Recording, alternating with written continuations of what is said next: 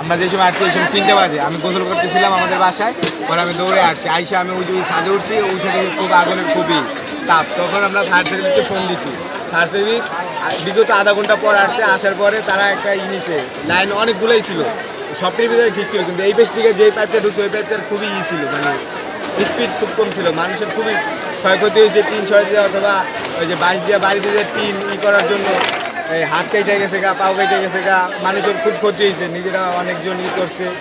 আপনার মনে করেন যে এখন তাদের থাকার কোনো জায়গা নাই, খাবারের তো কোনো ঠিক নাই।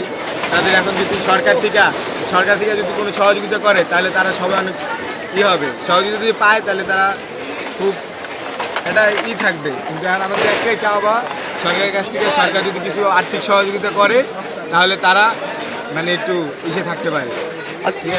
আগুনটা কখন লাগে এবং কিভাবে লাগে? আগুনটা মূলত মনে হয় আমি যেটা শুনতে পারছি যে কারেন্টের লাইন থেকে হয়েছে, যেটা আমি জানতে পারছি, কিন্তু আমি আসছি খুব পরে, আমি গোসল করা শেষ করে পরে আমি করে নিয়ে আসছি।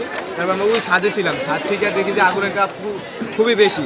তারপর আমরা পানি দিলাম, বাঁশ দিয়া লাঠি দিয়া টিনগুলো ছুটাইলাম, বালতি দিয়া ড্রেনিংয়ের পানি উঠাই দিলাম, মানে আমরা যে জায়গা থেকে যেভাবে আনছি সবাই আমাদেরকে হেল্প করছে বস্তিবাসীরা।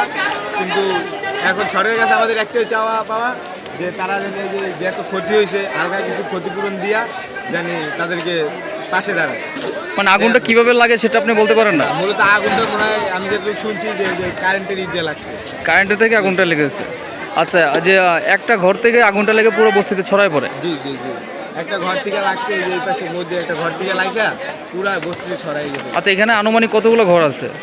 কতগুলো হবে?